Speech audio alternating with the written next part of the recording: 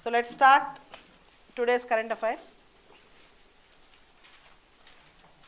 Yesterday we have discussed about INS Tarini, the all-women crew. INS Tarini is a globetrotter. It circumnavigates the globe. Navika Sagar Parikrama. The purpose of it is to circumnavigate the globe. INS Tarini. Today we have one more news in the same domain, Indian Navy. INS Kalvari. INS Kalvari gives a very big boost to the India's Make in India initiative. It is a submarine, diesel electric attack submarine. INS Kalvari is a submarine, diesel electric attack submarine. It was completely indigenously built by Majgam shipbuilders in Mumbai. Yesterday, Narendra Modi, our Prime Minister, and Nirmala Sitharaman, they all commissioned this INS Kalvari.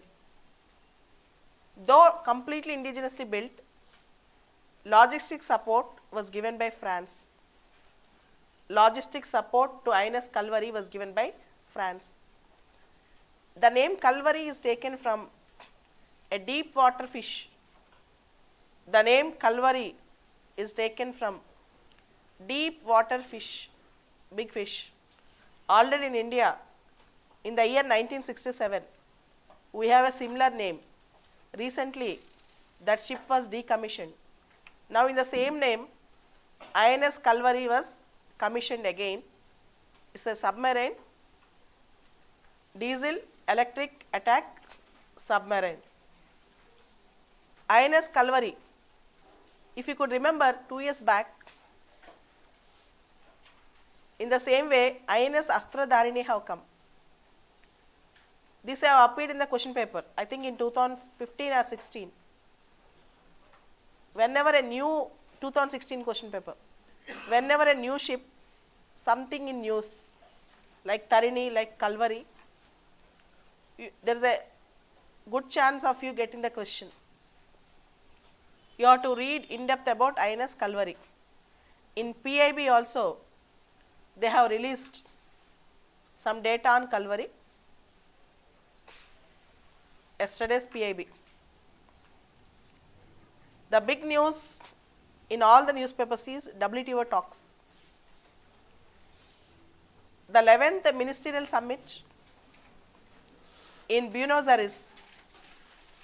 The 11th WTO Ministerial Summit was held at Buenos Aires. The talks came to deadlock. There are few important issues in the talks. One is food stockpiling issue. Food stockpiling issue. If you could see India and China, they have difference of opinion in energy. They have difference of opinions in UNSC.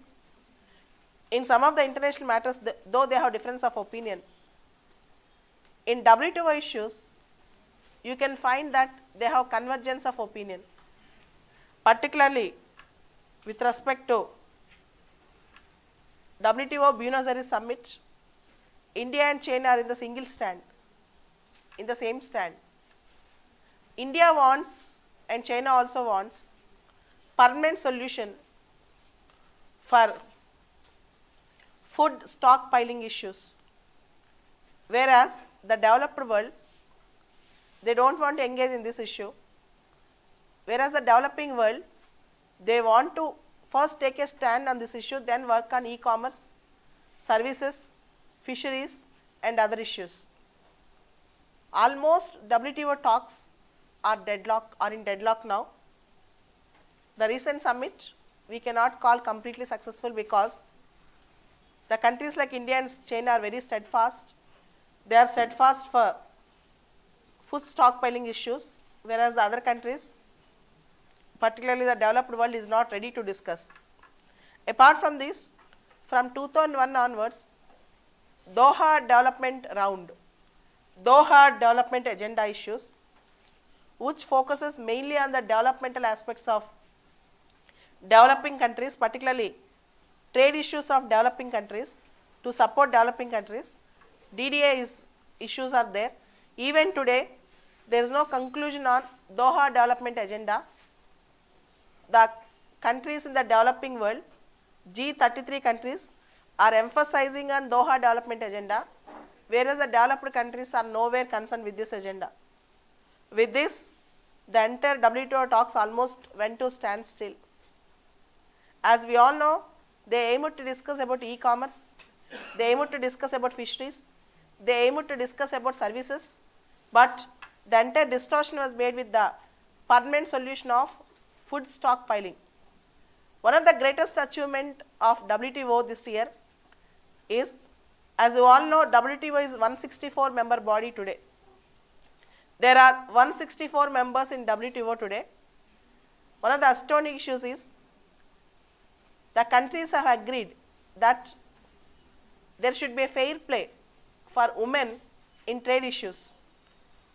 Women are allowed on par with men in international trade and trade issues. This was recognized by Buenos Aires summit in WTO yesterday, Buenos Aires WTO summit yesterday, that women should be given equal priority. Women are on par with men in trade issues. You can relate this with Global Entrepreneurship Summit held at Hyderabad. In Global Entrepreneurship Summit held at Hyderabad, the theme is Women First, Prosperity for All. In Global Entrepreneurship Summit held at Hyderabad, Women First and Prosperity for All.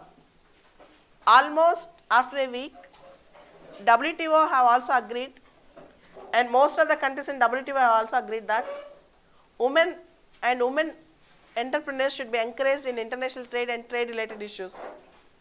That means a very better chance for the fairer sex to prove themselves in trade issues. Apart from this WTO and INS Kalvari, you have regular editorials. Before going to the editorial, last night there was a Geminid, Geminid, Geminid-Meteor shower. Geminid-Meteor shower. You can see the fantastic meteoroid interface in the sky with a naked eye, if your city is without a pollution. If your city is without lights and without pollution, you would have seen that. Last night between 2 AM to 4 AM, in the open sky, it seems that there was a Geminid-Meteoroid shower, where meteoroids we can see directly with our naked eye. This is a fantastic thing in the sky. You have to learn what are meteoroids and what is the difference between a star and a meteoroid.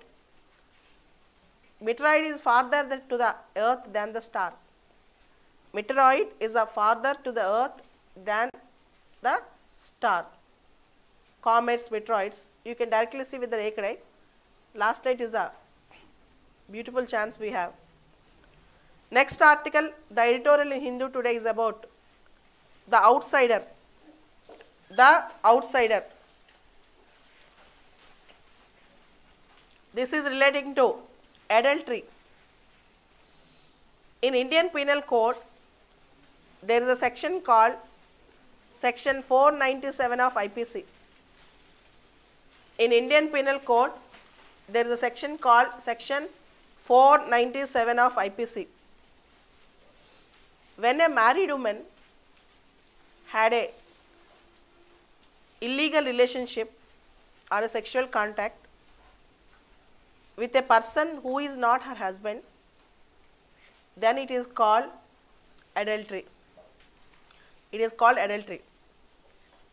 Unfortunately, in Indian Penal Code, in adultery, women are considered as victim, males are considered as culprits. The stranger who has contact with the woman, he will be punished, and the woman is considered as a victim, a vulnerable section. In most of the judgments, the same question was raised. Adultery cannot be committed by a single person. There should be accomplice. Women should be tried, but courts gave the judgment under Indian circumstances, women cannot be punished because women are considered as victims. In adultery cases, section 497, women are considered as victims. 2 days back in Hyderabad, in Telangana state, there is a big crime relating to adultery. A woman and her friend murdered the husband, and they have poured acid on the face of the woman's friend so that the friend will look like husband. If his face was completely disfigured, she can make the world to believe that the friend is her husband. Finally, in the cinema mode, the entire episode have come out. Here the woman got arrested, not for adultery but for murder of husband. There is a time to change the Indian law because the modern woman understands everything. They are no more vulnerable. In fact, they are not victims. Sometimes, okay, they will also effectively engage. For that reason, case by case, I do not support that to punish all women in adultery, but by case you have to pursue. If women's active engagement is there, definitely women should be punished. This is the gist of the article, section 497 of IPC adultery. Next article is about the facts do not matter. The facts do not matter. This is about Gujarat campaign. Last year in 2016 throughout we discussed two important issues, post-truths and alternative facts. There are two important issues last year in the newspaper. One is post-truth, second is alternative fact. The world started believing lies instead of facts, though they know that it is a lie. People enjoy believing in lies even though they very well know that it is not correct thing. Post-truth world and alternative facts. Donald Trump is alleged of is a person who used this post-truth and alternative facts effectively. The article is saying there is a difference between a liar and a bullshitter. A liar openly lies. A bullshitter uses all nonsense in his rhetoric. People love to listen to bullshitters. Bullshitters are considered as wise people than liars. Bullshitters are considered as wise people than liars. This is the content of the article. More than that, you don't require to read anything. Next important article is on IS wars. The article is on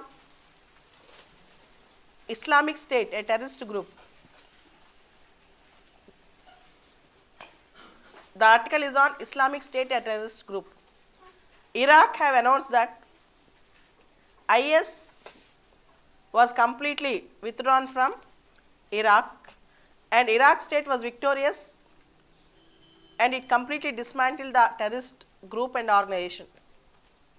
The same Iraq announced 10 years back about Al-Qaeda, but unfortunately Al-Qaeda have taken another form in the name of IS. We cannot completely say, believe that IS have completely withdrawn from Iraq. We should be very cautious. It may appear in some other form, in some other day, in some other place. Apart from that, Iraq have three important groups, Shias, Sunnis and Kurds. Unless there is a coordination and affinity, better interaction among these groups, we cannot say terrorism in Iraq got ended. We cannot say terrorism in Iraq got come down. This is the gist of the article. Next important article is a hitting a dead end. Hitting a dead end. This is about Tata Nano car. Nano car is considered as people's car. As you all know, nano means small. Nano means very small. It seems that once Ratan Tata is traveling in a car on a rainy day, he found that one family got into troubles while riding a bicycle, two-wheeler. He thought Indians have no culture of wearing helmets all the time, and small family also needs a car. So he wanted to make an affordable car for small families and middle class, lower middle class families. He wanted to make it around for 1 lakh. Now the demand for nano car have come down. Every day they are manufacturing only 2 nano cars. Very soon, if the situation continues, the entire project will be shut down. It's a dream project of Ratan Tata. One of the reasons why Cyrus Mistry and Tata Group got fight is Cyrus Mistry was against nano project because it is a loss making project. Cyrus Mistry was against nano project because in the entire Tata Group it is a loss making project.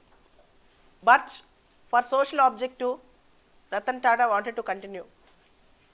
And you all know nano car, its engine capacity is low, size is very small, and in most of the places it is not viable, and people stopped opting for nano car. For that reason, the entire project might be closed down. Next important article is on disqualification moves. Disqualification moves.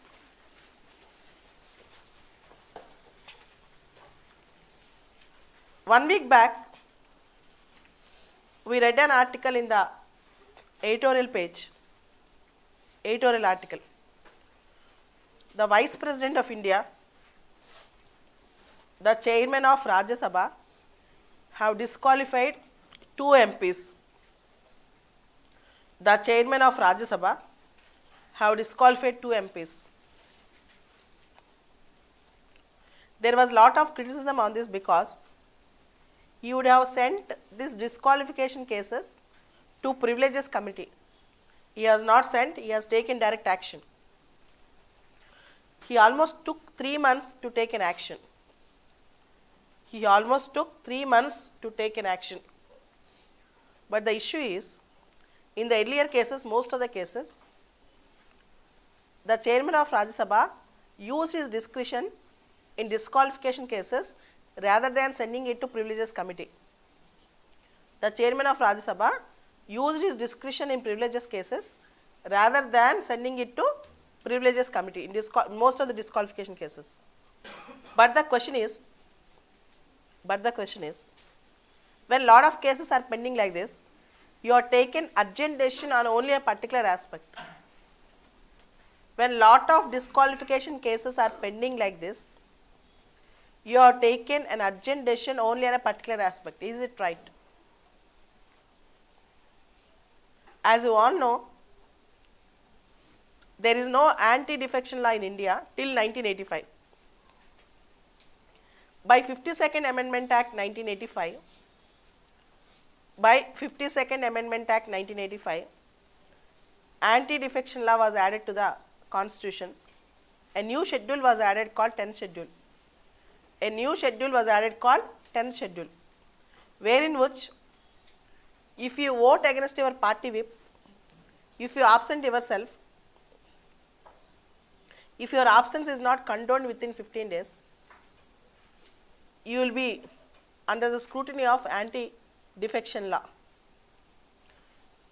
Unless your party condones your absenteeism, even though if you vote against the will of the party, in no confidence motion or in normal motions, normal voting, you will be considered as disqualified. The only exception is if one-third split happens from your party, if one-third split happens from your party, then defection law will not apply for you. But by 91st Amendment Act, this one-third split have been removed and they have used the word two-third measure. Only when, if there is a measure of two-third, only when, if there is a measure of two-third persons, two-third legislators in your political party, then only anti-defection law will not apply. As you all know, defections are the order of the day in the coalition politics, particularly in the parliamentary systems. Better to make the speaker's position and the chairman's position effective with respect to anti-defection law.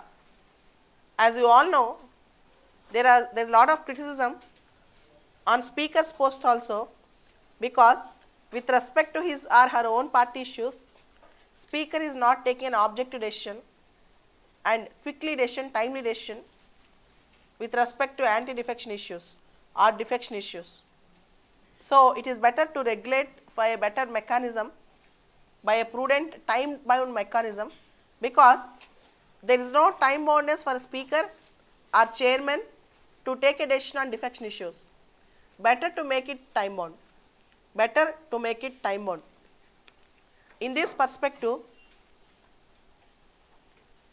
you have to refer the case Kihotu Holohan versus Jochillu. Kihotu Holohan versus Jochillu. This case is very famous.